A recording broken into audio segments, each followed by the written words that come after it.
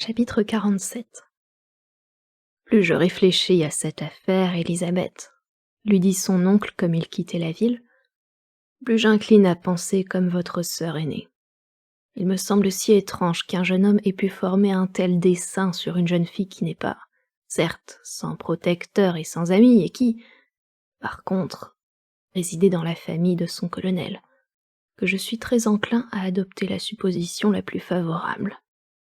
Wickham pouvait-il s'attendre à ce que la famille de Lydia n'intervînt pas? Ou pouvait-il ignorer qu'il serait mis au banc de son régiment après un tel affront fait au colonel Forster? Le risque serait hors de proportion avec le but. Le croyez-vous vraiment? S'écria Élisabeth, dont le visage s'éclaira un instant. Pour ma part, s'écria Mrs. Gardiner, je commence à être de l'avis de votre oncle. Il y aurait là un trop grand oubli de la bienséance, de l'honneur et de ses propres intérêts pour que Wickham puisse en être accusé. Vous-même, Lizzie, avez-vous perdu toute estime pour lui au point de l'en croire capable?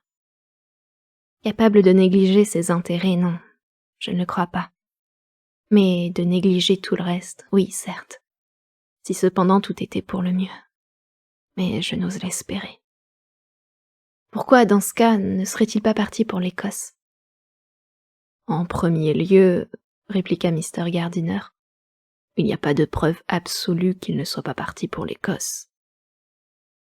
Le fait qu'ils ont quitté la voiture de poste pour prendre une voiture de louage est une bien forte présomption. En outre, on n'a pu relever d'eux aucune trace sur la route de Barnet.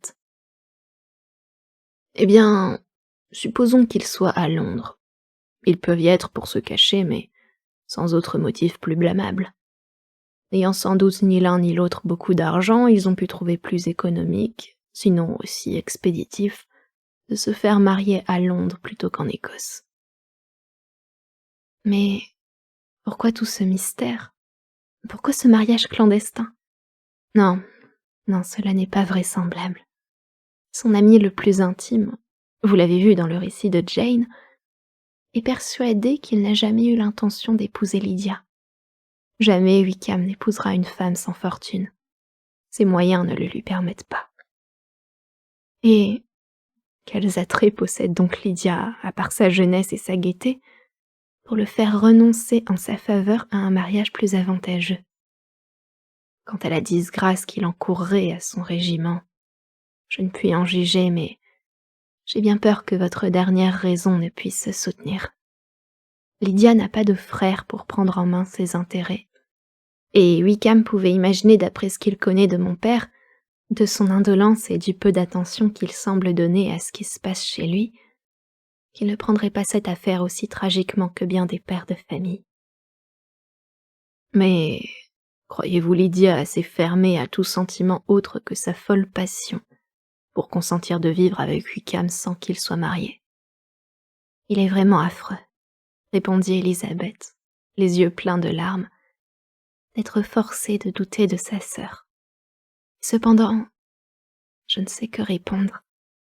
Peut-être suis-je injuste à son égard, mais Lydia est très jeune. Elle n'a pas été habituée à penser aux choses sérieuses. Voilà 6 mois que le plaisir et la vanité sont toutes ses préoccupations. On l'a laissée libre de disposer de son temps de la façon la plus frivole et de se gouverner à sa fantaisie. Depuis que le régiment a pris ses quartiers à Meryton, elle n'avait plus en tête que le flirt et les militaires. Bref, elle a fait tout ce qu'elle pouvait. M'en dirais-je, pour donner encore plus de force à des penchants déjà si accusés.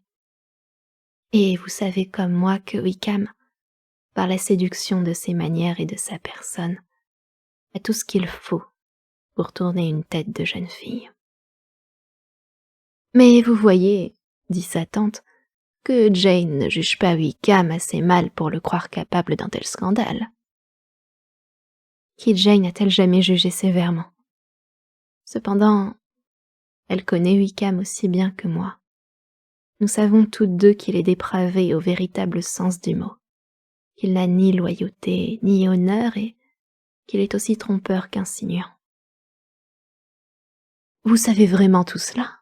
S'écria Mrs. Gardiner, brûlant de connaître la source de toutes ces révélations. Oui, certes, répliqua Élisabeth en rougissant. Je vous ai parlé l'autre jour de l'infamie de sa conduite envers Mr. Darcy. Vous-même, pendant votre séjour à Longbourn, avez pu entendre de quelle manière il parlait de l'homme qui a montré à son égard tant de patience et de générosité. Il y a d'autres circonstances que je ne suis pas libre de raconter. Ces mensonges sur la famille de Pemberley ne comptent plus. Par ce qu'il m'avait dit de Miss Darcy, je m'attendais à trouver une jeune fille fière, distante et désagréable. Il savait pourtant qu'elle était aussi aimable et aussi simple que nous l'avons trouvée. Mais Lydia ne sait-elle rien de tout cela? Peut-elle ignorer ce dont vous et Jane paraissez si bien informés? Hélas, c'est bien là le pire. Jusqu'à mon séjour dans le Kent, pendant lequel j'ai beaucoup vu Mr. Darcy et son cousin, le colonel Fitzwilliam, j'ignorais moi-même la vérité. Quand je suis revenue à la maison, le régiment allait bientôt quitter Meryton. Ni Jane ni moi n'avons jugé nécessaire de dévoiler ce que nous savions. Quand il fut décidé que Lydia irait avec les Forster à Brighton, la nécessité de lui ouvrir les yeux sur le véritable caractère de Wickham ne m'est pas venue à l'esprit. Vous devinez combien j'étais loin de penser que mon silence pût causer une telle catastrophe. Ainsi, au moment du départ pour Brighton, vous n'aviez aucune raison de les croire épris l'un de l'autre. Aucune, ni d'un côté ni de l'autre. Je ne puis me rappeler le moindre indice d'affection. Pourtant, si quelque chose de ce genre avait été visible, vous pensez que dans une famille comme la nôtre, on n'aurait pas manqué de s'en apercevoir. Lors de l'arrivée de Wickham à Meryton, Lydia était certes pleine d'admiration pour lui, mais elle n'était pas la seule, puisqu'il avait fait perdre la tête à toutes les jeunes filles de Meryton et des environs. Lui-même, de son côté, n'avait paru distinguer Lydia par aucune attention particulière. Si, après une courte période d'admiration effrénée, le caprice de Lydia s'était éteint et elle avait rendu sa préférence aux officiers qui se montraient plus assidus auprès d'elle. On s'imagine facilement que tel fut l'unique sujet de conversation durant tout le temps du voyage, bien qu'il n'y eût dans tout ce qu'ils disaient rien qui fût de nature à donner plus de force à leurs craintes et à leurs espoirs. Le trajet se fit avec toute la rapidité possible. En voyageant toute la nuit, ils réussirent à atteindre Longbourn le jour suivant, à l'heure du dîner. C'était un soulagement pour Élisabeth de penser que l'épreuve d'une longue attente serait épargnée à Jane. Attirés par la vue de la chaise de poste, les petits Gardiner se pressaient sur les marches du perron lorsqu'elle franchit le portail et, au moment où elle s'arrêta, leur joyeuse surprise se traduisit par des gambades et des culbutes. Élisabeth avait déjà sauté de la voiture et, leur donnant à chacun un baiser hâtif, s'était élancée dans le vestibule où elle rencontra Jane qui descendait en courant de l'appartement de sa mère.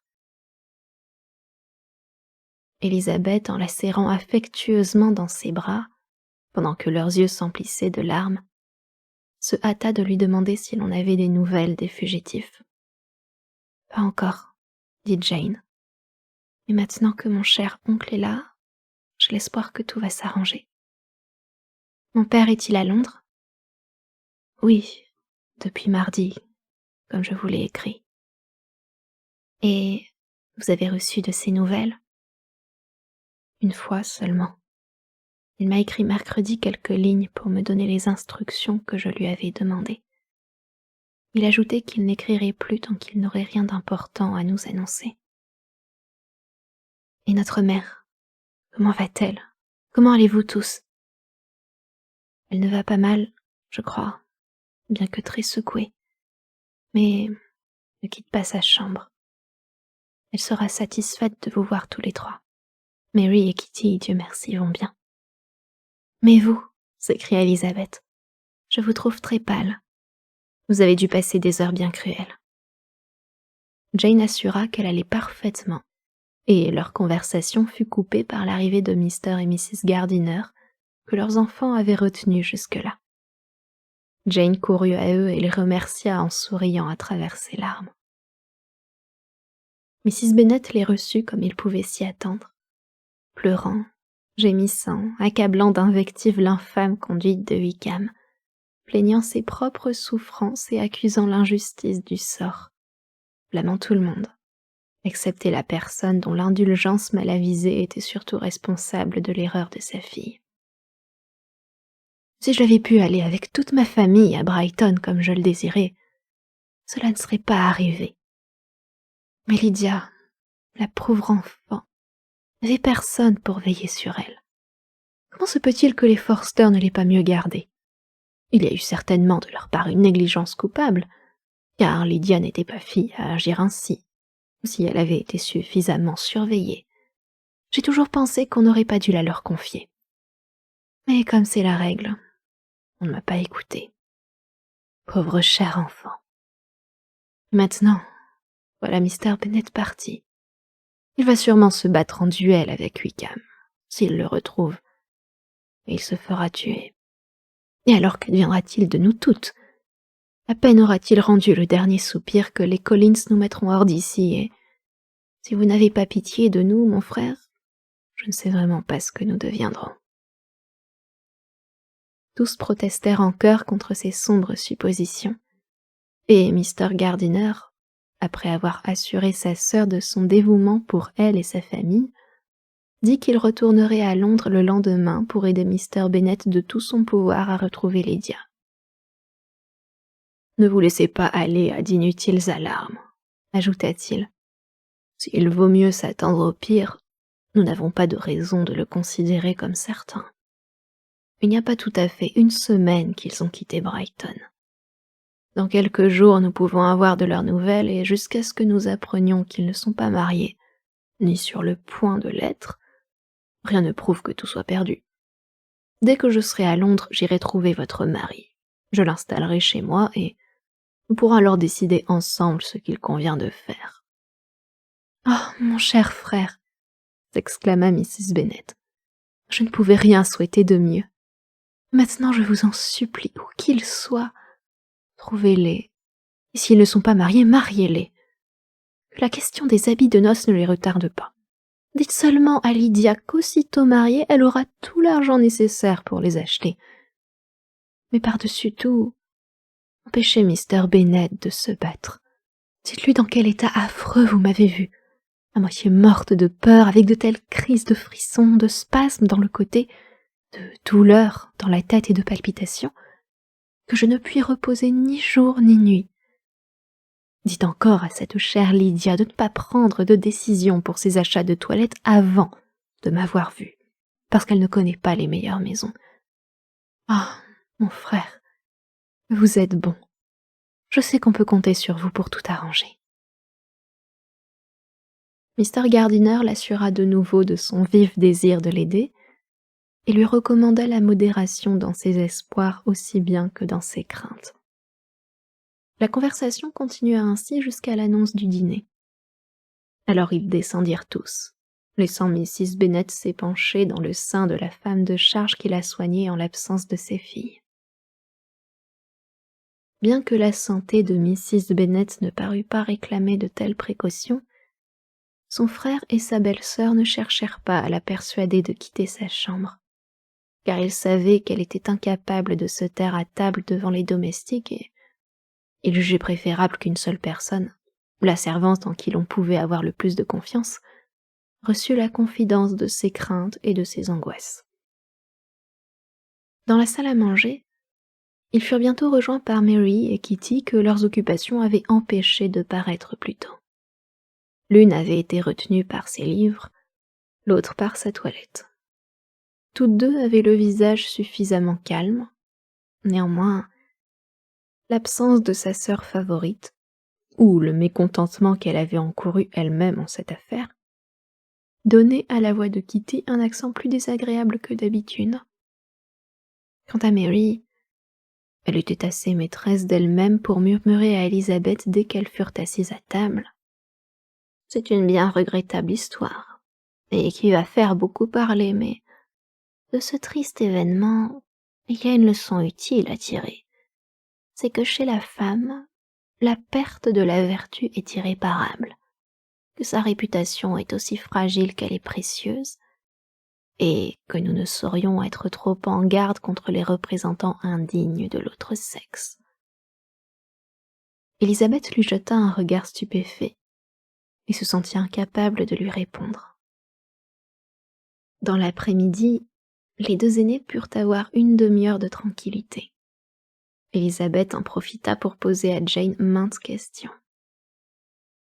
« Donnez-moi tous les détails que je ne connais pas encore. » qu'a dit le colonel Forster. N'avait-il, lui et sa femme, conçu aucun soupçon avant le jour de l'enlèvement? On devait voir Lydia et Wickham souvent ensemble. Le colonel Forster a avoué qu'il avait, à plusieurs reprises, soupçonné une certaine inclination, du côté de Lydia surtout, mais rien dont on eut lieu de s'alarmer. Je suis si fâchée pour ce pauvre colonel. Il est impossible d'agir avec plus de cœur qu'il ne l'a fait. Il se proposait de venir nous exprimer sa contrariété avant même de savoir qu'il n'était pas parti pour l'Écosse. Dès qu'il a été renseigné, il a hâté son voyage. Et Denis, est-il vraiment convaincu que Wickham ne voulait pas épouser Lydia? Le colonel Forster a-t-il vu Denis lui-même? Oui, mais, questionné par lui, Denis a nié avoir eu connaissance des plans de son camarade. Il n'a pas voulu dire ce qu'il en pensait. Ceci me laisse espérer qu'on a pu mal interpréter ce qu'il m'avait dit en premier lieu. Jusqu'à l'arrivée du colonel, personne de vous, naturellement, n'éprouvait le moindre doute sur le but de leur fuite. Comment un tel doute aurait-il pu nous venir à l'esprit? J'éprouvais bien quelque inquiétude au sujet de l'avenir de Lydia, la conduite de Wickham n'ayant pas toujours été sans reproche. Mais mon père et ma mère ignoraient tout cela et sentaient seulement l'imprudence d'une telle union. C'est alors que Kitty, avec un air de se prévaloir de ce qu'elle en savait plus que nous a avoué que Lydia, dans sa dernière lettre, l'avait préparé à cet événement.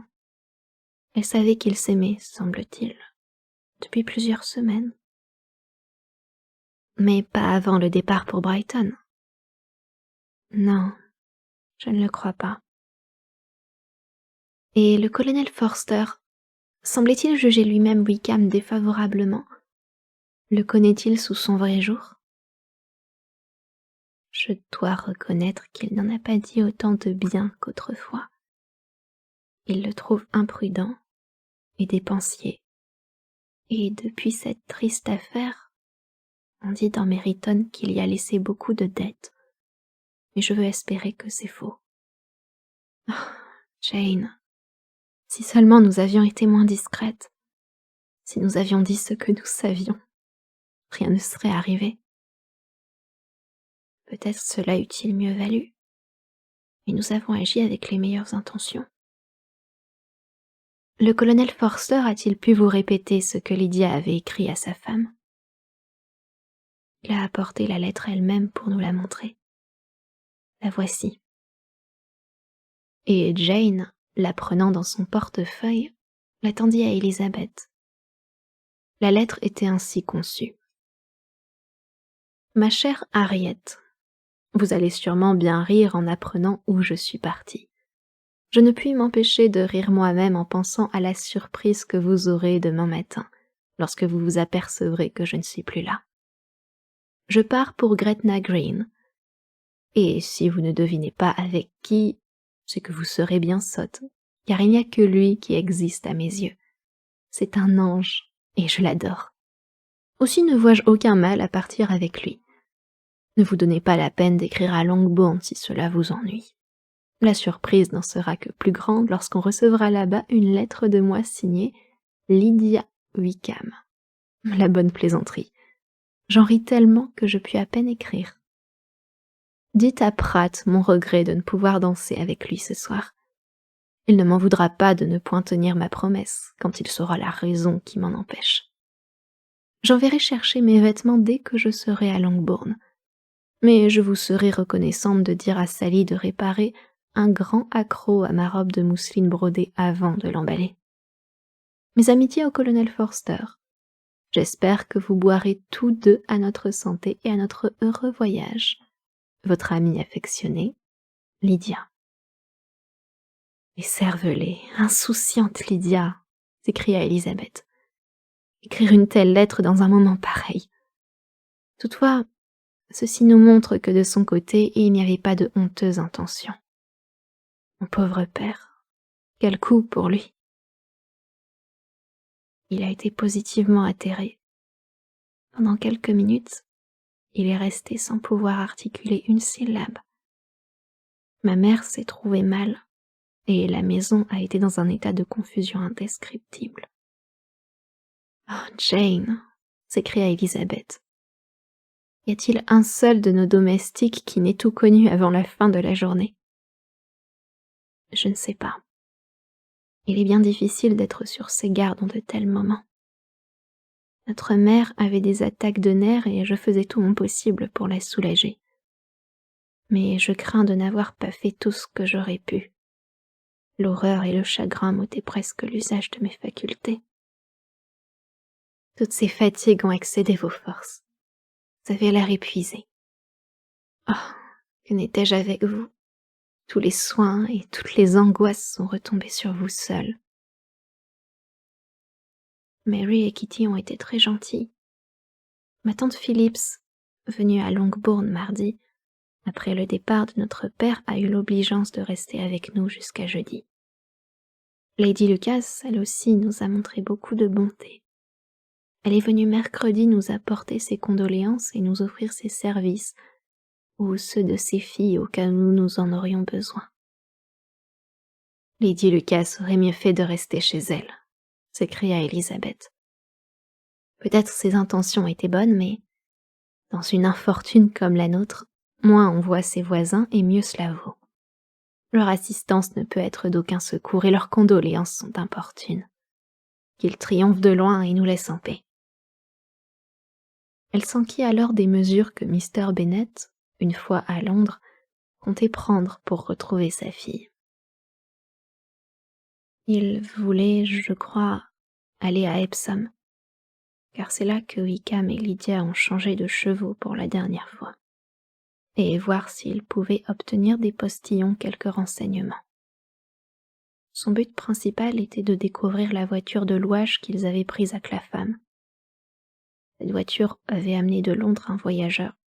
S'il pouvait connaître la maison où le fiacre avait déposé son voyageur, il aurait à faire là aussi une enquête qui pouvait, pensait-il, lui faire découvrir le numéro et la station du fiacre. J'ignore ses autres projets. Il avait si grande hâte de partir et il était tellement troublé que j'ai déjà eu beaucoup de mal à lui arracher ces quelques renseignements. Fin du chapitre 47.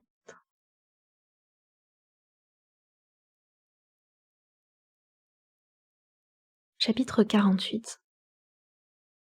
Le lendemain matin, on s'attendait à Longbourn à recevoir une lettre de Mr. Bennet, mais le courrier passa sans rien apporter de lui. Mr. Bennet était connu pour être en tout ordinaire un correspondant plein de négligence. Tout de même, en des circonstances pareilles, les siens attendaient de lui un effort. Ils furent obligés de conclure qu'il n'avait à leur envoyer aucune nouvelle rassurante. Mais de cela même, ils auraient aimé être certains. Mr. Gardiner se mit en route pour Londres aussitôt après le passage de la poste.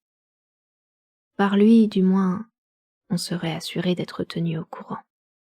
Il devait insister auprès de Mr. Bennet pour qu'il revînt chez lui le plus tôt possible. Il l'avait promis en partant, au grand soulagement de sa sœur qui voyait dans ce retour la seule chance pour son mari de n'être pas tué en duel. Mrs. Gardiner s'était décidée à rester quelques jours de plus en Hertfordshire avec ses enfants, dans la pensée qu'elle pourrait être utile à ses nièces. Elle les aidait à s'occuper de leur mère et sa présence leur était un réconfort dans leurs moments de liberté.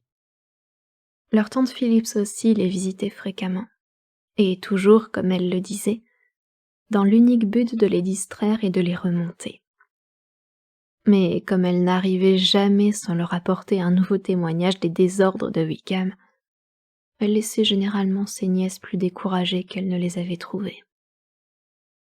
Tout Meryton semblait s'acharner à noircir l'homme qui, 3 mois auparavant, avait été son idole.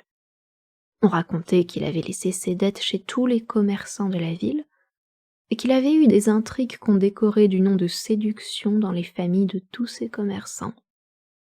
On le proclamait d'une voix unanime l'homme le plus dépravé de l'univers, et chacun commençait à découvrir que ses dehors vertueux ne lui avaient jamais inspiré confiance. Élisabeth, tout en n'ajoutant pas foi à la moitié de ses racontars, en retenait assez pour être de plus en plus convaincue de la perte irrémédiable de sa sœur. Jane elle-même abandonnait tout espoir à mesure que le temps s'écoulait. Car, si les fugitifs étaient partis pour l'Écosse, ce qu'elle avait toujours voulu espérer, on aurait, selon toute probabilité, déjà reçu de leurs nouvelles. Mr. Gardiner avait quitté Longbourn le dimanche. Le mardi, sa femme reçut une lettre où il disait qu'il avait vu son beau-frère à son arrivée, et elle avait décidé à s'installer à Gracechurch Street. Mr. Bennet revenait d'Epsom et de Clapham où il n'avait pu recueillir la moindre information. Il se disposait maintenant à demander des renseignements dans tous les hôtels de Londres, pensant que Wickham et Lydia avaient pu séjourner dans l'un d'eux avant de trouver un logement. Mr. Gardiner n'attendait pas grand-chose de ces recherches, mais comme son beau-frère y tenait, il s'apprêtait à le seconder. Il ajoutait que Mr. Bennet n'était pas disposé pour l'instant à quitter Londres et qu'il allait écrire à sa famille. Un post-scriptum suivait ainsi conçu. Je viens d'écrire au colonel Forster pour lui demander d'essayer de savoir par les camarades de Wickham si ce dernier a des parents ou des amis en passe de connaître l'endroit où il se dissimule. Ce serait un point capital pour nous que de savoir où nous adresser, avec des chances de trouver un fil conducteur. Actuellement, nous n'avons rien pour nous guider. Le colonel Forster, j'en suis sûr, fera tout son possible pour nous obtenir ce renseignement, mais en y réfléchissant, je me demande si Lizzie ne saurait pas nous dire mieux que personne quels peuvent être les proches parents de Wickham. Élisabeth se demanda pourquoi l'on faisait appel à son concours. Il lui était impossible de fournir aucune indication. Elle n'avait jamais entendu parler à Wickham de parents autres que son père et sa mère, décédés depuis longtemps. Il était possible en effet qu'un de ses camarades du régiment fût capable d'apporter plus de lumière. Même sans chance sérieuse de réussir, il y avait à faire de ce côté une tentative qui entretiendrait l'espérance dans les esprits. L'une après l'autre, les journées s'écoulaient à Longbourn dans une anxiété que redoublait l'heure de chaque courrier. Car toute nouvelle, bonne ou mauvaise, ne pouvait venir que par la poste. Mais avant que Mr. Gardiner écrivît de nouveau, une lettre venant d'une toute autre direction, une lettre de Mr. Collins, arriva à l'adresse de Mr. Bennet. Jane, chargée de dépouiller le courrier de son père, l'ouvrit, et Élisabeth, qui connaissait le curieux style des lettres de son cousin, lut par-dessus l'épaule de sa sœur. Mon cher monsieur, nos relations de parenté et ma situation de membre du clergé me font un devoir de prendre part à la douloureuse affliction qui vous frappe, et dont nous avons été informés hier par une lettre du Hertfordshire. Croyez bien, cher monsieur, que Mrs. Collins et moi sympathisons sincèrement avec vous et toute votre respectable famille dans votre présente infortune, d'autant plus amère qu'elle est irréparable. Je ne veux oublier aucun argument capable de vous réconforter dans cette circonstance affligeante entre toutes pour le cœur d'un père. La mort de votre fille eût été en comparaison une grâce du ciel. L'affaire est d'autant plus triste qu'il y a fort à supposer, ainsi que me le dit ma chère Charlotte, que la conduite licencieuse de votre fille provient de la manière déplorable dont elle a été gâtée. Cependant, pour votre consolation et celle de Mrs. Bennet, j'incline à penser que sa nature était foncièrement mauvaise, sans quoi elle n'aurait pas commis une telle énormité à un âge aussi tendre. Quoi qu'il en soit, vous êtes fort à plaindre, et je partage cette opinion non seulement avec Mrs. Collins, mais encore avec Lady Catherine et Miss de Bourgh. Elles craignent, comme moi, que l'erreur d'une des sœurs ne porte préjudice à l'avenir de toutes les autres, car, ainsi que daignait tout à l'heure me faire remarquer Lady Catherine, qui voudrait maintenant s'allier à votre famille? Et cette considération me porte à réfléchir sur le passé avec encore plus de satisfaction, car si les événements avaient pris un autre tour en novembre dernier, il me faudrait participer maintenant à votre chagrin et à votre déshonneur. Laissez-moi vous conseiller, cher monsieur, de reprendre courage, de rejeter loin de votre affection une fille indigne et de la laisser recueillir les fruits de son coupable égarement. Croyez, cher monsieur, etc. Mr. Gardiner ne réécrivit qu'après avoir reçu la réponse du colonel Forster, mais il n'avait rien de satisfaisant à communiquer. On ne connaissait à Wickham aucun parent avec qui il entretint des rapports, et très certainement il n'avait plus de famille proche. Il ne manquait pas de relations banales, mais depuis son arrivée au régiment, on l'avait vu se lier intimement avec personne. L'état pitoyable de ses finances était pour lui un puissant motif de se cacher, qui s'ajoutait à la crainte d'être découvert par la famille de Lydia. Le bruit se répandait qu'il avait laissé derrière lui des dettes de jeu considérables. Le colonel Forster estimait qu'il faudrait plus de 1000 livres pour régler ses dépenses à Brighton. Il devait beaucoup en ville, mais ses dettes d'honneur étaient plus formidables encore. Mr. Gardiner n'essayait pas de dissimuler ses faits. Jane les apprit avec horreur. « Quoi? Wickham, un joueur? C'est inouï !» s'écriait-elle. « Je ne m'en serais jamais doutée. » La lettre de Mr. Gardiner annonçait aux jeunes filles le retour probable de leur père le lendemain même, qui était un samedi.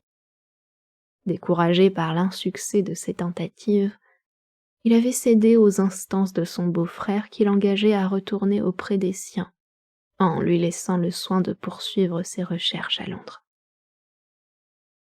Cette détermination ne causa pas à Mrs. Bennet la joie à laquelle on s'attendait, après les craintes qu'elle avait manifestées pour l'existence de son mari. « Comment? Il revient sans cette pauvre Lydia. Il quitte Londres avant de les avoir retrouvés. Qui donc, s'il s'en va, se battra avec Wickham pour l'obliger à épouser Lydia? » Comme Mrs. Gardiner désirait retourner chez elle, il fut convenu qu'elle partirait avec ses enfants le jour du retour de Mr. Bennet. La voiture les transporta donc jusqu'au premier relais et revint à Longbourn avec son maître. Mrs. Gardiner repartait non moins intriguée au sujet d'Elizabeth et de son amie de Pemberley qu'elle l'avait été en quittant le Derbyshire. Le nom de Darcy n'était plus jamais venu spontanément aux lèvres de sa nièce, et le demi-espoir qu'elle-même avait formé de voir arriver une lettre de lui s'était évanoui. Depuis son retour, Elizabeth n'avait rien reçu qui parût venir de Pemberley. En vérité, on ne pouvait faire aucune conjecture d'après l'humeur d'Elizabeth, son abattement s'expliquant assez par les tristesses de la situation présente. Cependant, celle-ci voyait assez clair en elle-même pour sentir que si elle n'avait pas connu Darcy, elle aurait supporté la crainte du déshonneur de Lydia avec un peu moins d'amertume et qu'une nuit d'insomnie sur 2 lui aurait été épargnée. Lorsque Mr. Bennet arriva chez lui, il paraissait avoir repris son flegme et sa philosophie habituelle. Aussi peu communicatif que de coutume, il ne fit aucune allusion à l'événement qui avait motivé son départ et ses filles n'eurent pas le courage de lui en parler elles-mêmes. C'est seulement l'après-midi, lorsqu'il les rejoignit pour le thé, qu'Élisabeth osa aborder le sujet. Mais lorsqu'elle lui eut exprimé brièvement son regret de tout ce qu'il avait dû supporter, il répliqua « Ne parlez pas de cela. Comme je suis responsable de ce qui s'est passé, Il est bien juste que j'en souffre. Ne soyez pas trop sévère pour vous-même, protesta Élisabeth. C'est charitable à vous de me prémunir contre un tel danger. Non, Lizzie, laissez-moi sentir au moins une fois dans mon existence combien j'ai été répréhensible. Ne craignez point de me voir accablé par ce sentiment qui passera toujours assez tôt. Croyez-vous qu'il soit à Londres? Je le crois. Où pourrait-il être mieux caché? Et Lydia souhaitait beaucoup aller à Londres, remarqua Kitty. Elle peut être satisfaite alors, dit son père froidement, car elle y demeurera sans doute quelque temps. Après un court silence, il reprit. Lizzie, je ne vous en veux pas d'avoir eu raison contre moi. L'avis que vous m'avez donné au mois de mai, qui se trouve justifié par les événements, dénote un esprit clairvoyant. Ils furent interrompus par Jane qui venait chercher le thé de sa mère. Quelle aimable mise en scène, et que cela donne d'élégance au malheur, s'écria Mr. Bennet. J'ai bonne envie, moi aussi, de m'enfermer dans ma bibliothèque en bonnet de nuit et en robe de chambre, et de donner tout l'embarras possible à mon entourage. Mais peut-être puis-je attendre pour cela que Kitty se fasse enlever à son tour. Mais je n'ai pas l'intention de me faire enlever, papa, répliqua Kitty d'un ton vexé. Et si jamais je vais à Brighton, je m'y conduirai beaucoup mieux que Lydia. Vous, aller à Brighton. Mais je ne voudrais pas vous voir aller même à Eastbourne pour un empire. Non, Kitty. J'ai appris enfin la prudence, et vous en sentirez les effets. Aucun officier désormais ne sera admis à franchir le seuil de ma maison, ni même à passer par le village. Les bals seront absolument interdits, à moins que vous n'y dansiez qu'avec vos sœurs, et vous ne sortirez des limites du parc que lorsque vous aurez prouvé que vous pouvez consacrer 10 minutes par jour à une occupation raisonnable.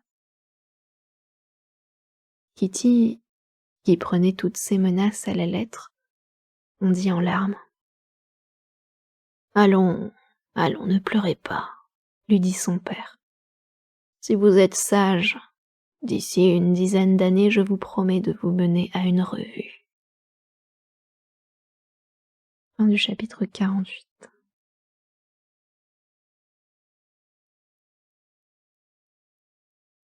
Chapitre 49. 2 jours après le retour de Mr. Bennet, Jane et Elizabeth se promenaient ensemble dans le bosquet derrière la maison, lorsqu'elles virent venir la femme de charge. La croyant envoyée par leur mère pour les appeler, les 2 jeunes filles allèrent à sa rencontre. Mais Mrs. Hill dit en s'adressant à Jane, « Excusez-moi de vous déranger, mademoiselle, mais je pensais qu'on avait reçu de bonnes nouvelles de Londres, et je me suis permis de venir m'en enquérir auprès de vous. » Que voulez-vous dire, Hill? Nous n'avons rien reçu de Londres. Comment, mademoiselle? S'écria Mrs. Hill stupéfaite. Vous ne saviez donc pas qu'il est arrivé pour monsieur un express, envoyé par Mr. Gardiner?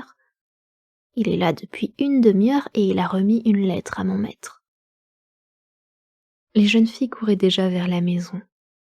Elles traversèrent le hall et se précipitèrent dans la salle à manger. Et de là, dans la bibliothèque. Leur père ne se trouvait nulle part. Elles allaient monter chez leur mère quand elles rencontrèrent le valet de chambre. « Si vous cherchez monsieur, mesdemoiselles, il est parti vers le petit bois. » Sur cette indication, elles s'élancèrent hors de la maison et traversèrent la pelouse en courant pour rejoindre leur père qui, d'un pas délibéré, se dirigeait vers un petit bois qui bordait la prairie. Jane, moins légère et moins habituée à courir qu'Elizabeth, fut bientôt distancée, tandis que sa sœur tout essoufflée rattrapait son père et lui demandait avidement « Oh, papa, quelle nouvelle? Quelle nouvelle? Vous avez bien reçu quelque chose de mon oncle ?»« Oui, un express vient de m'apporter une lettre de lui. »« Eh bien, quelle nouvelle contient-elle? Bonne ou mauvaise ? » « Que peut-on attendre de bon ? dit-il, tirant la lettre de sa poche. Mais peut-être préférez-vous lire vous-même ce qu'il m'écrit.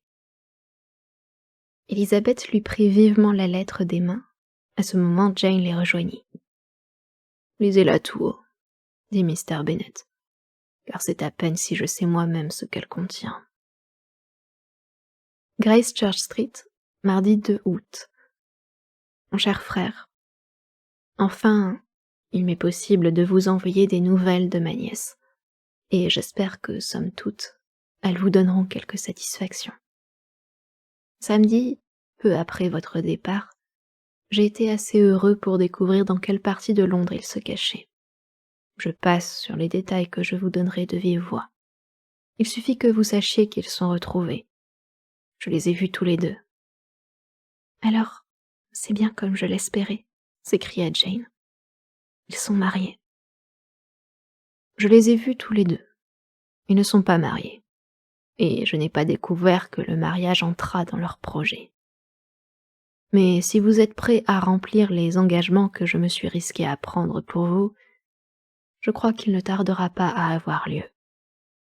Tout ce qu'on vous demande est d'assurer par contrat à votre fille sa part des 5000 livres qui doivent revenir à vos enfants après vous, et promettre, en outre, de lui servir annuellement une rente de 100 livres, votre vie durant. Étant donné les circonstances, j'ai cru pouvoir souscrire sans hésiter à ces conditions, dans la mesure où je pouvais m'engager pour vous. Je vous envoie cette lettre par express afin que votre réponse m'arrive sans aucun retard. Vous comprenez facilement par ces détails que la situation pécuniaire de Wickham n'est pas aussi mauvaise qu'on le croit généralement. Le public a été trompé sur ce point. Et je suis heureux de dire que les dettes une fois réglées, il restera un petit capital qui sera porté au nom de ma nièce. Si, comme je le suppose, vous m'envoyez plein pouvoir pour agir en votre nom, je donnerai mes instructions à Haggerston pour qu'il dresse le contrat. Je ne vois pas la moindre utilité à ce que vous reveniez à Londres. Aussi, demeurez donc tranquillement à Longbourn et reposez-vous sur moi. Envoyez votre réponse aussitôt que possible en ayant pris soin de m'écrire en termes très explicites. Nous avons jugé préférable que notre nièce résidât chez nous jusqu'à son mariage, et je pense que vous serez de cet avis. Elle nous arrive aujourd'hui. Je vous réécrirai aussitôt que de nouvelles décisions auront été prises. Bien à vous, Edward Gardiner. Est-ce possible? S'écria Élisabeth en terminant sa lecture. Va-t-il vraiment l'épouser? Wickham n'est donc pas aussi indigne que nous l'avions pensé, dit sa sœur. Mon cher père, je m'en réjouis pour vous. Avez-vous répondu à cette lettre? Demanda Élisabeth. Non, mais il faut que je le fasse sans tarder. Oh, père, revenez vite écrire cette lettre. Pensez à l'importance que peut avoir le moindre délai. Voulez-vous que j'écrive pour vous, si cela vous ennuie de le faire? Proposa Jane. Cela m'ennuie énormément, mais il faut que cela soit fait. Là-dessus, il fit volte-face et revint vers la maison avec ses filles. Puis-je vous poser une question? Dit Élisabeth. Ces conditions, il n'y a sans doute qu'à s'y soumettre. S'y soumettre. Je suis seulement honteux qu'il demande si peu. Et il faut absolument qu'il se marie. Tout de même, épouser un homme pareil. Oui, oui, il faut qu'il se marie. C'est une nécessité qui s'impose. Mais il y a 2 choses que je désire vivement savoir. D'abord, quelle somme votre oncle a dû débourser pour obtenir ce résultat? Ensuite, comment je pourrai jamais m'acquitter envers lui? Quelle somme? Mon oncle? Que voulez-vous dire? S'écria Jane. Je veux dire que pas un homme de sens n'épouserait Lydia pour un appât aussi mince que 100 livres par an pendant ma vie, et 50 après ma mort. C'est très juste, dit Élisabeth. Cette idée ne m'était pas venue encore. Ces dettes payées et, en outre, un petit capital. Sûrement, c'est mon oncle qui a tout fait. Quelle bonté, quelle générosité. J'ai peur qu'il n'ait fait là un lourd sacrifice. Ce n'est pas avec une petite somme qu'il aurait pu obtenir ce résultat. Non, dit son père. Wickham est fou s'il prend Lydia à moins de 10 000 livres sterling. Je serais fâchée d'avoir à le juger si mal dès le début de nos relations de famille. 10 000 livres, juste ciel. Comment pourrait-on rembourser seulement la moitié d'une pareille somme? Mr. Bennet ne répondit point et tous trois gardèrent le silence jusqu'à la maison. Mr. Bennet se rendit dans la bibliothèque pour écrire, tandis que ses filles entraient dans la salle à manger. Ainsi, ils vont se marier, s'écria Elisabeth dès qu'elles furent seules. Et dire qu'il faut en remercier la Providence. Qu'ils s'épousent avec des chances de bonheur si minces et la réputation de Wickham si mauvaise. Voilà ce dont nous sommes forcés de nous réjouir. Lydia. Je me console, dit Jane, en pensant qu'il n'épouserait pas Lydia, s'il n'avait pour elle une réelle affection. Que notre oncle ait fait quelque chose pour le libérer de ses dettes, c'est probable, mais je ne puis croire qu'il ait avancé 10 000 livres ou une somme qui en approche. Les pères de famille, comment pourraient-ils disposer de 10 000 livres? Si nous arrivons jamais à connaître d'un côté le montant des dettes et de l'autre le chiffre du capital ajouté à la dot de Lydia, nous saurons exactement ce qu'a fait pour eux Mr. Gardiner. Car Wickham n'a pas 6 pence lui appartenant en propre. Jamais nous ne pourrons assez reconnaître la bonté de mon oncle et de ma tante. Avoir pris Lydia chez eux et lui accorder pour son plus grand bien leur protection et leur appui est un acte de dévouement que des années de reconnaissance ne suffiront pas à acquitter. Pour le moment, la voilà près d'eux, et si un tel bienfait n'excite pas ses remords, elle ne mérite pas d'être heureuse. Quel a dû être son embarras devant ma tante à leur première rencontre. Et forçons-nous d'oublier ce qui s'est passé de part et d'autre, dit Jane. J'ai espoir et confiance qu'ils seront heureux. Pour moi, du moment qu'il l'épouse, c'est qu'il va enfin rentrer dans la bonne voie. Leur affection mutuelle les soutiendra et je me dis qu'ils mèneront une vie assez rangée et raisonnable pour que le souvenir de leur imprudence finisse par s'effacer. Leur conduite a été telle, répliqua Elisabeth, que ni vous, ni moi, ni personne ne pourront jamais l'oublier. Il est inutile de se leurrer sur ce point. Il vint alors à l'esprit des jeunes filles que leur mère, selon toute vraisemblance, ignorait encore les nouvelles reçues. Elles allèrent donc trouver leur père dans la bibliothèque et lui demandèrent si elles devaient mettre elles-mêmes Mrs. Bennet au courant. Il était en train d'écrire et, sans lever la tête, répondit froidement « Faites comme il vous plaira. » Pouvons-nous emporter la lettre de mon oncle pour la lui lire? Emportez tout ce que vous voulez et laissez-moi tranquille. Elisabeth prit la lettre sur le bureau, et les deux sœurs montèrent chez Mrs. Bennet. Kitty et Mary se trouvaient auprès d'elle, si bien que la même communication servit pour tout le monde. Après un court préambule pour les préparer à de bonnes nouvelles, Jane lut la lettre tout haut. Mrs. Bennet avait peine à se contenir. Quand vint le passage où Mr. Gardiner exprimait l'espoir que Lydia serait bientôt mariée, sa joie éclata, et la suite ne fit qu'ajouter à son exaltation. Le bonheur la bouleversait, aussi violemment que l'inquiétude et le chagrin l'avaient tourmentée. « Ma Lydia, ma chère petite Lydia !» exclama-t-elle. « Quelle joie, elle va se marier! Je la reverrai. Elle va se marier à 16 ans. Oh, mon bon frère, je savais bien qu'il arrangerait tout.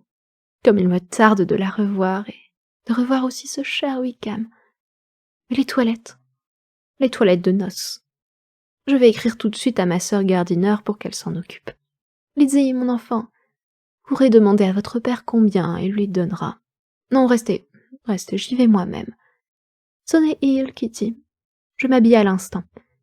Lydia, ma chère Lydia, comme nous serons contentes de nous retrouver. »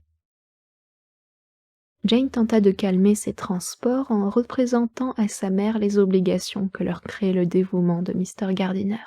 « Car, dit-elle, nous devons pour une bonne part attribuer cet heureux dénouement à la générosité de mon oncle. Nous sommes persuadés qu'il s'est engagé à aider pécuniairement Mr. Wickham. »« Eh bien, s'écria sa mère, c'est très juste. Qui pouvait mieux le faire que l'oncle de Lydia? S'il n'avait pas de famille, toute sa fortune devrait revenir à moi et à mes enfants. C'est bien la première fois que nous recevrons quelque chose de lui, à part de menus cadeaux de temps à autre. Vraiment, je suis trop heureuse. J'aurai bientôt une fille mariée.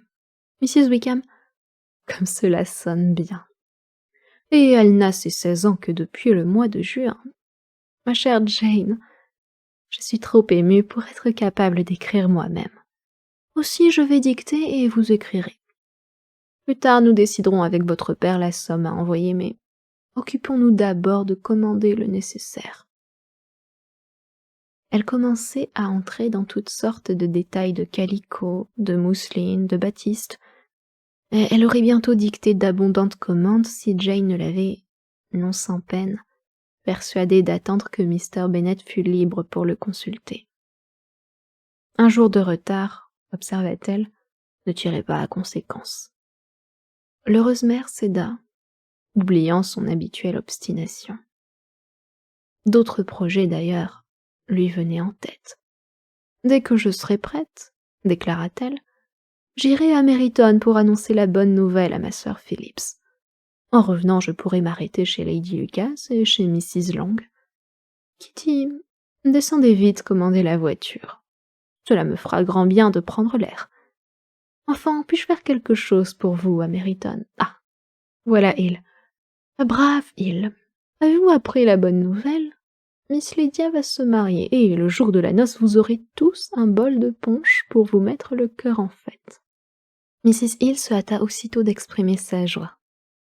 Élisabeth reçut ses compliments comme les autres, puis, lasse de tant d'extravagance, elle chercha un refuge dans sa chambre pour s'abandonner librement à ses pensées. La situation de la pauvre Lydia, en mettant les choses au mieux, était encore suffisamment triste. Mais il fallait se féliciter qu'elle ne fût pas pire. Tel était le sentiment d'Élisabeth. Et bien qu'elle ne pût compter pour sa sœur sur un avenir de bonheur et de prospérité, en pensant à leurs angoisses passées, elle apprécia les avantages du résultat obtenu.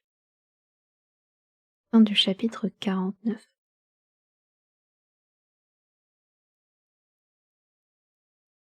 Chapitre 50. Durant les années écoulées, Mr. Bennet avait souvent regretté qu'au lieu de dépenser tout son revenu, il n'eût pas mis de côté chaque année une petite somme pour assurer après lui la possession d'un capital à ses filles et à sa femme, si celle-ci lui survivait. Il le regrettait aujourd'hui plus que jamais. S'il avait rempli ce devoir, Lydia, à cette heure, ne devrait pas à son oncle l'honneur et la dignité qu'on était en train d'acheter pour elle. Et c'est lui-même qui aurait la satisfaction d'avoir décidé un des jeunes hommes les moins estimables de la Grande-Bretagne à devenir le mari de sa fille. Il était profondément contrarié de penser qu'une affaire si désavantageuse pour tout le monde se réglait aux seuls frais de son beau-frère, et résolu à découvrir, s'il le pouvait, le montant des sommes qu'il avait déboursées pour lui, il se proposait de les lui rendre aussitôt qu'il en aurait les moyens. Quand Mr. Bennet s'était marié, il n'avait pas considéré l'utilité des économies.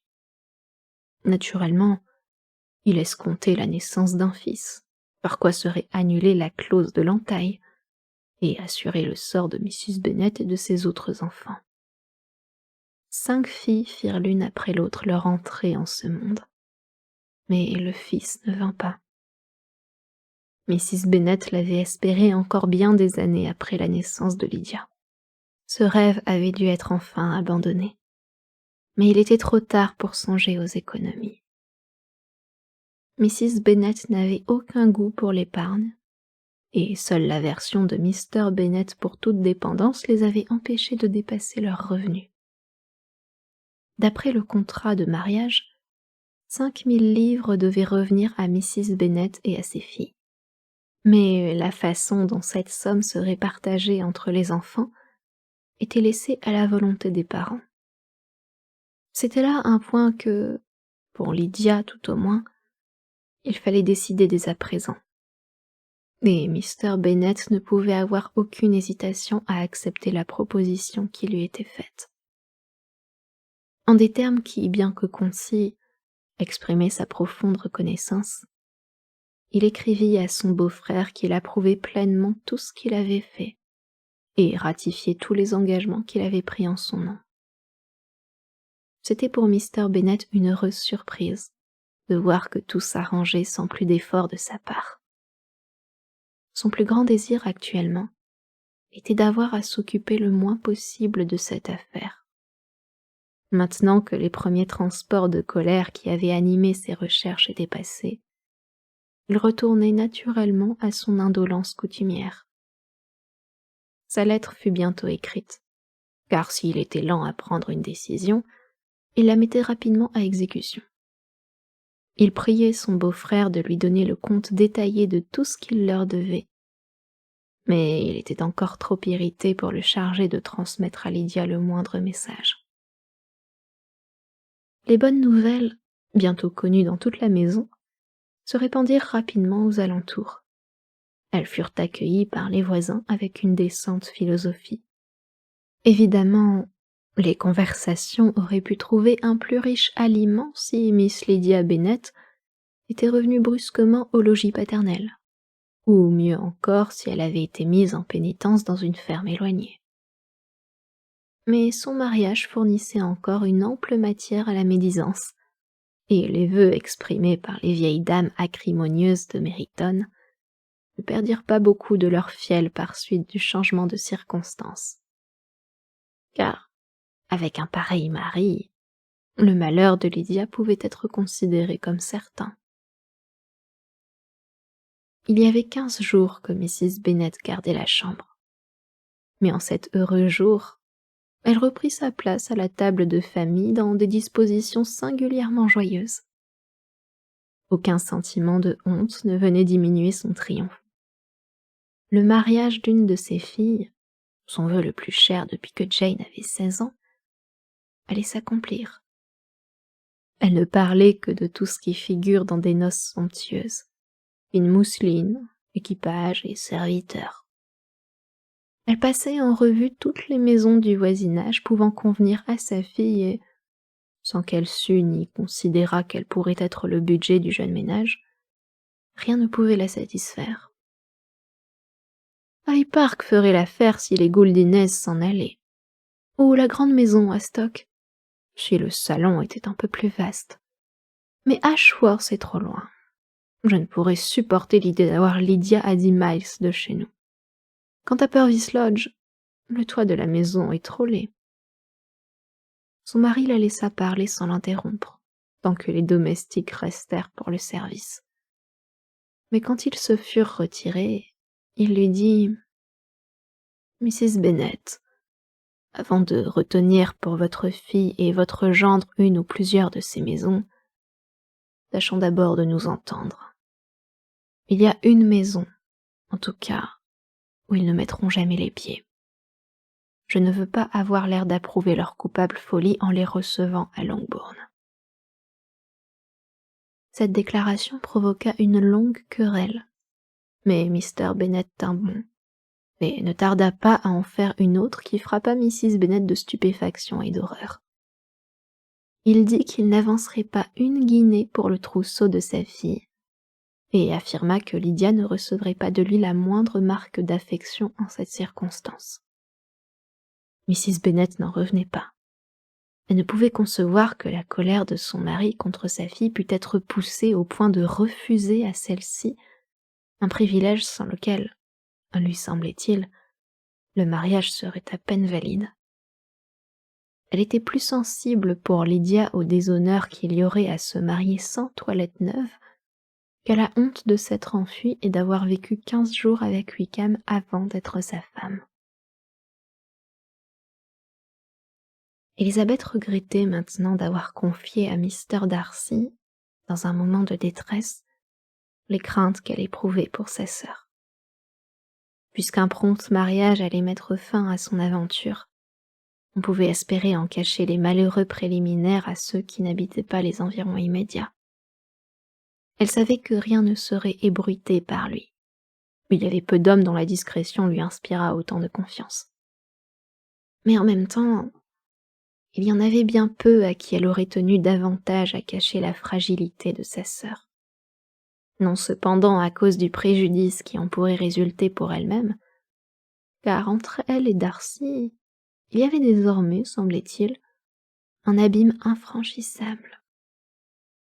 Le mariage de Lydia eût-il été conclu le plus honorablement du monde, il n'était guère vraisemblable que Mr. Darcy voulût entrer dans une famille contre laquelle, à tant d'autres objections, venait s'ajouter celle d'une parenté étroite avec l'homme qu'il méprisait si justement. Élisabeth ne pouvait s'étonner qu'il reculât devant une telle alliance. Il était invraisemblable que le sentiment qu'il lui avait laissé voir en Derbyshire dût survivre à une telle épreuve. Elle était humiliée, attristée, et ressentait un vague repentir sans savoir au juste de quoi. Elle désirait jalousement l'estime de Mr. Darcy, maintenant qu'elle n'avait plus rien à en espérer.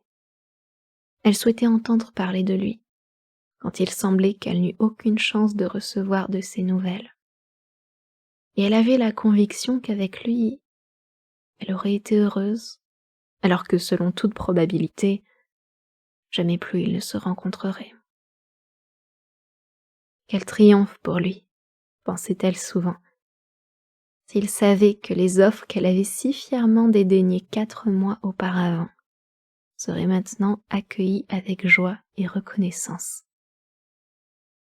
Oui, bien qu'à son jugement il dépassât en générosité tous ceux de son sexe, il était humain qu'il triompha. Elle se rendait compte à présent que Darcy, par la nature de ses qualités, était exactement l'homme qui lui convenait. Son intelligence, son caractère, quoique si différent du sien, auraient correspondu à ses vœux.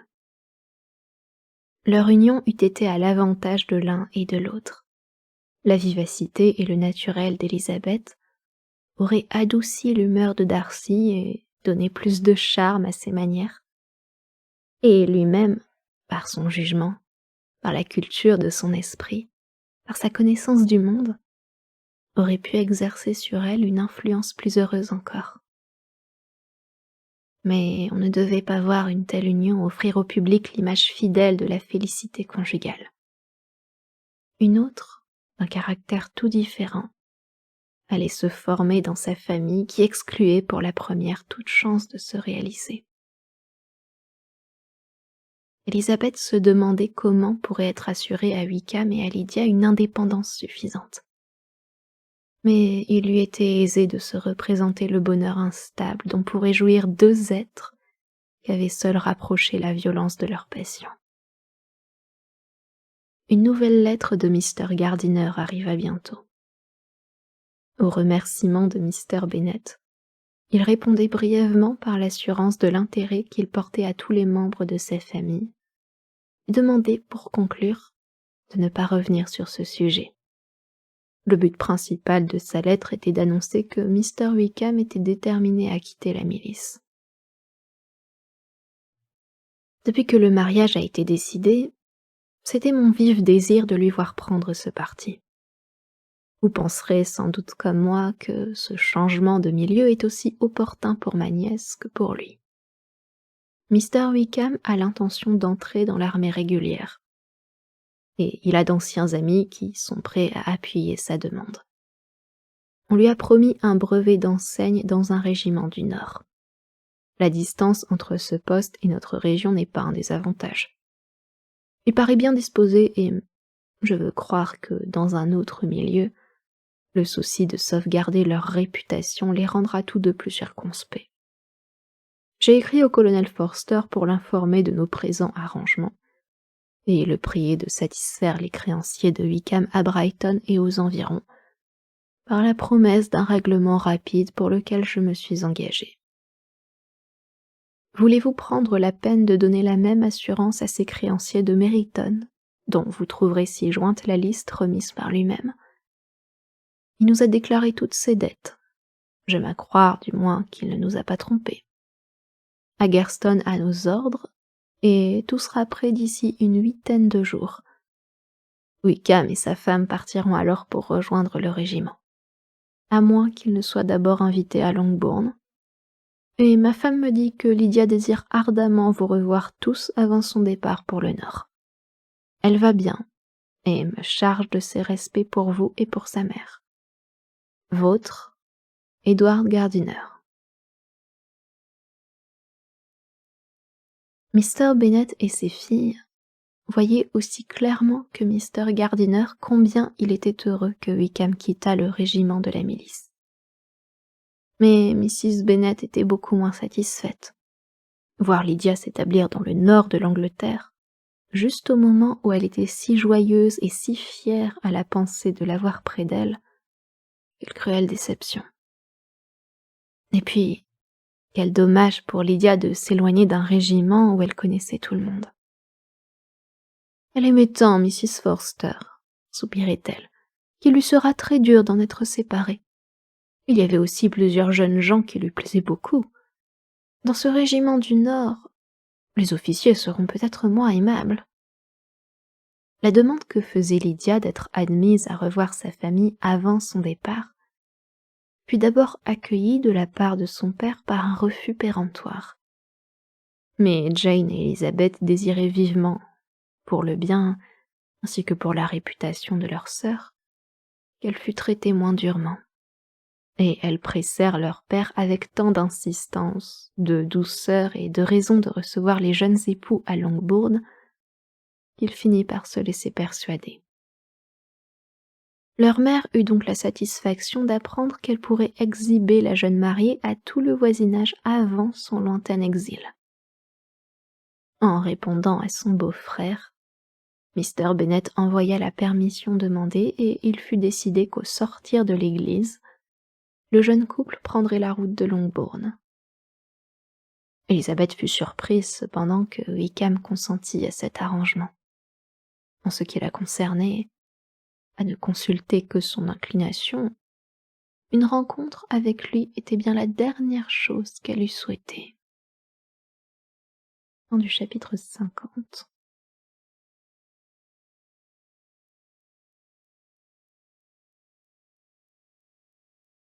Chapitre 51. Le jour du mariage de Lydia, Jane et Elizabeth se sentirent certainement plus émues que la mariée elle-même.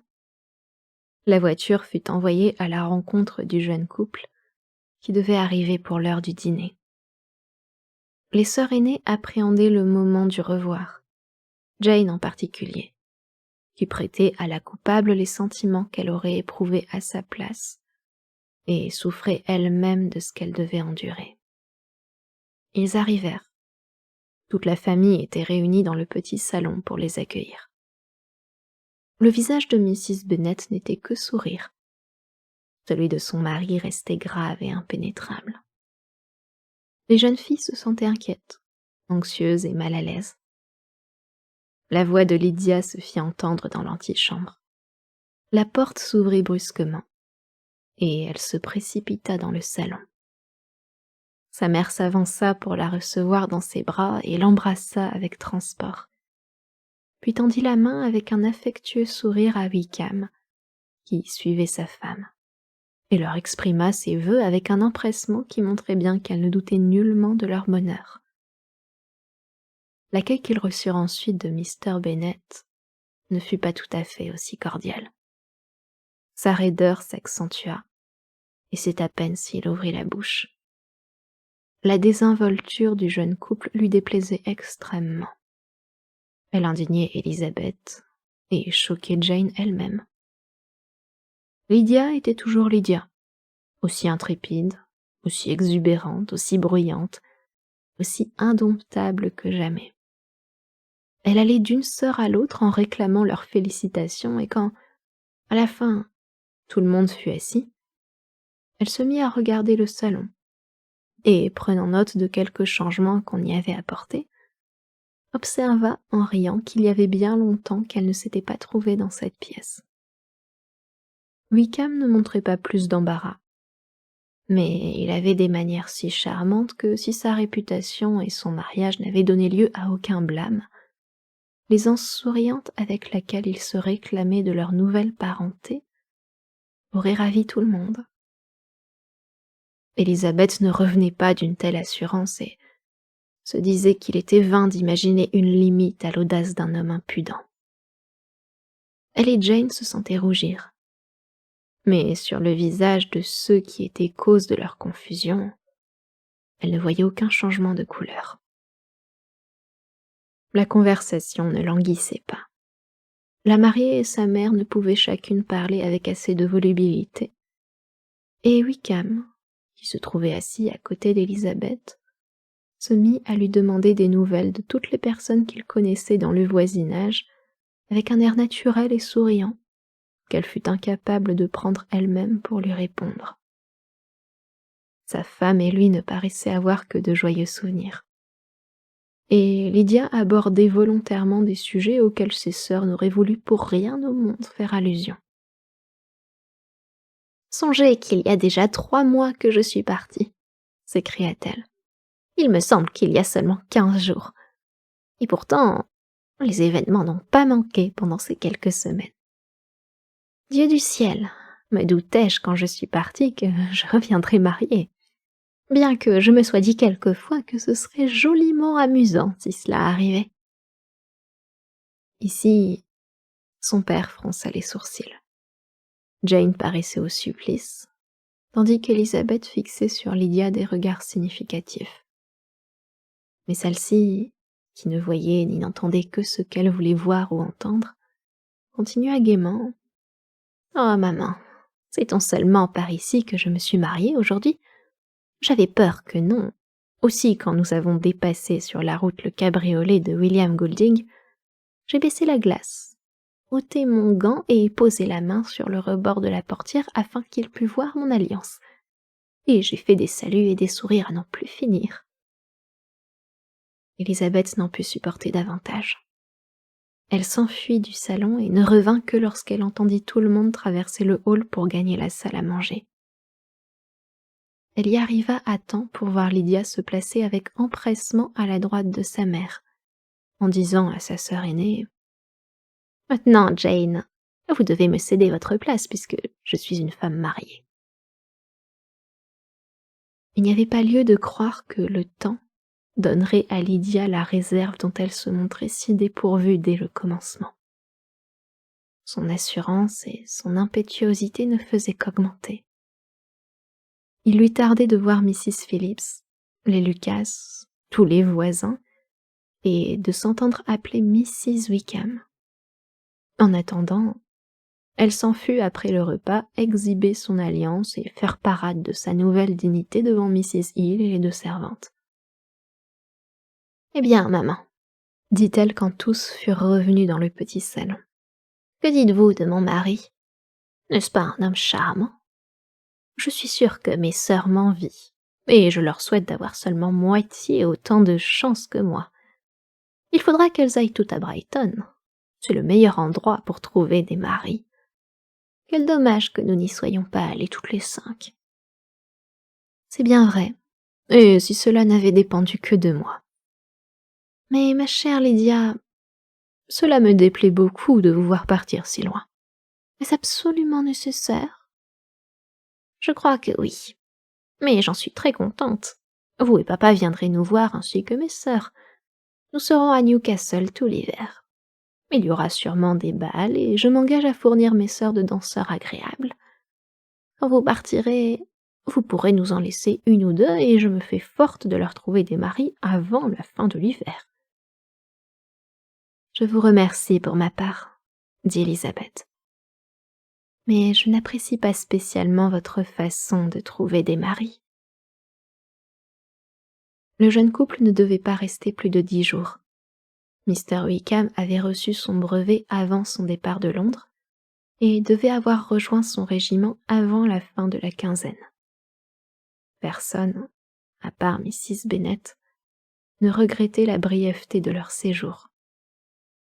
Elle employa tout ce temps à faire des visites avec sa fille et à organiser chez elle de nombreuses réceptions qui firent plaisir à tout le monde. Certains membres de la famille ne demandant qu'à éviter l'intimité. Élisabeth eut vite observé que les sentiments de Wickham pour Lydia n'avaient pas la chaleur de ceux que Lydia éprouvait pour lui. Mais elle n'eut pas de peine à se persuader que c'était la passion de Lydia et non celle de Wickham qui avait provoqué l'enlèvement. Elle aurait pu se demander pourquoi, n'étant pas plus vivement épris, il avait accepté de fuir avec Lydia, si elle n'avait tenu pour certain que cette fuite était commandée par ses embarras pécuniaires. Et dans ce cas, Wickham n'était pas homme à se refuser l'agrément de partir accompagné. Lydia était follement éprise. Elle n'ouvrait la bouche que pour parler de son cher Wickham. C'était la perfection en tout, et personne ne pouvait lui être comparé. Un matin qu'elle se trouvait avec ses 2 aînés, elle dit à Élisabeth « Lydie, je ne vous ai jamais raconté mon mariage, je crois. Vous n'étiez pas là quand j'en ai parlé à maman et aux autres. N'êtes-vous pas curieuse de savoir comment les choses se sont passées ?» « Non, en vérité, » répliqua Élisabeth, « je suis d'avis que moins on en parlera, mieux cela vaudra. » Mon Dieu, que vous êtes étrange. Tout de même, il faut que je vous mette au courant. Vous savez que nous nous sommes mariés à Saint-Clément parce que Wickham habitait sur cette paroisse. Il avait été convenu que nous y serions tous à 11 heures. Mon oncle, ma tante et moi devions nous y rendre ensemble, et les autres nous rejoindre à l'église. Le lundi matin, j'étais dans un état. J'avais si peur qu'une difficulté quelconque ne vînt tout remettre. Je crois que j'en serais devenue folle. Pendant que je m'habillais, ma tante ne cessait de parler et de discourir, comme si elle débitait un sermon. Mais je n'entendais pas un mot sur 10, car vous supposez bien que je ne pensais qu'à mon cher Wickham. J'avais tellement envie de savoir s'il se marierait avec son ami bleu. Nous avons déjeuné à 10 heures, comme d'habitude. Il me semblait que l'aiguille de la pendule n'avançait pas, car il faut vous dire que l'oncle et la tante ont été aussi désagréables que possible, tout le temps que je suis restée avec eux. Vous me croirez si vous voulez, mais on ne m'a pas laissé sortir une seule fois pendant toute cette quinzaine. À une petite réunion, rien. Rien. Assurément, Londres était à ce moment assez vide, mais enfin, le petit théâtre était encore ouvert. Pour en revenir à mon mariage, la voiture arrivait devant la porte lorsque mon oncle fut demandé par cet affreux homme, Mr. Stone. Et vous savez qu'une fois ensemble, ils n'en finissent plus. J'avais une peur terrible de les voir oublier l'heure, ce qui aurait fait remettre mon mariage au lendemain. Et nous ne pouvions nous passer de mon oncle qui devait me conduire à l'hôtel. Heureusement, il est revenu au bout de 10 minutes, et l'on s'est mis en route. Depuis, j'ai réfléchi que si mon oncle avait été retenu, le mariage aurait pu quand même avoir lieu, car Mr. Darcy aurait pu très bien le remplacer. Mr. Darcy? Répéta Élisabeth abasourdie. Mais oui, vous savez qu'il devait venir avec Wickham. Oh, mon Dieu, j'ai oublié que je ne devais pas souffler mot de cela. Je l'avais si bien promis. Va dire Wickham, c'était un tel secret. S'il en est ainsi, dit Jane, ne nous dites pas un mot de plus et soyez assurés que je ne chercherai pas à en savoir davantage. Certainement, appuya Élisabeth qui, pourtant, était dévorée de curiosité. Nous ne vous poserons pas de questions. Merci, dit Lydia, car si vous m'en posiez, je vous dirais tout, et Wickham serait très fâché. Devant cet encouragement, Élisabeth, pour pouvoir tenir sa promesse, fut obligée de se sauver dans sa chambre. Mais demeurer dans l'ignorance de ce qui s'était passé était chose impossible. Ou du moins, il était impossible de ne pas chercher à se renseigner. Ainsi, Mr. Darcy avait assisté au mariage de sa sœur. Les suppositions les plus extravagantes traversèrent l'esprit d'Élisabeth sans qu'aucune pût la satisfaire. Celles qui lui plaisaient davantage parce qu'elles donnaient une grande noblesse à la conduite de Mr. Darcy lui semblaient les plus invraisemblables. Incapable de supporter plus longtemps cette incertitude, elle saisit une feuille de papier et écrivit à sa tante une courte lettre où elle la priait de lui expliquer les paroles échappées à Lydia. Vous comprendrez facilement combien je suis curieuse de savoir comment un homme, qui ne nous est nullement apparenté, qui n'est même pas un ami de notre famille, pouvait se trouver parmi vous dans une telle circonstance. Je vous en prie, écrivez-moi tout de suite pour me donner cette explication, à moins que vous ayez de très sérieuses raisons pour garder le secret, comme Lydia semblait le croire nécessaire. Dans ce cas, je tâcherai de m'accommoder de mon ignorance. Pour cela, certainement non, se dit Élisabeth à elle-même. Et elle termina sa lettre ainsi. Mais je dois vous prévenir, ma chère tante, que si vous ne me renseignez pas d'une manière honorable, j'en serai réduite à employer des ruses et des stratagèmes pour découvrir la vérité. Jane avait une délicatesse trop scrupuleuse pour reparler avec Élisabeth de ce que Lydia avait laissé échapper. Élisabeth n'en était pas fâchée. Jusqu'au moment où elle aurait appris quelque chose, elle préférait se passer de confidente. Fin du chapitre 51.